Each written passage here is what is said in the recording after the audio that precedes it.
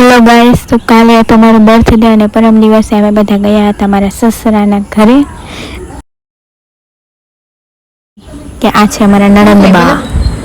Video બંધ કર પછી બધી વાત કરજે. ગરમી થાય લાસ્ટમાં એમણે મારો ફોન ફેંકી દીધો. અહીંયા બધા બેસી ગયા છે જમવા માટે.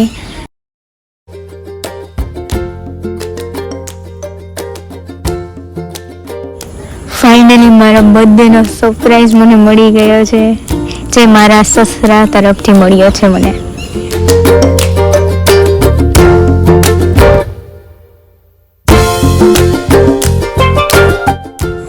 અને આ છે મારા ડિયર પતિદેવ, જેમણે મને કેક ખવડાવ્યા બાદ એક મસ્ત ગિફ્ટ આપી છે. અને ગિફ્ટમાં શું છે એ જોવા માટે લાસ્ટ સુધી બન્યા રહેજો.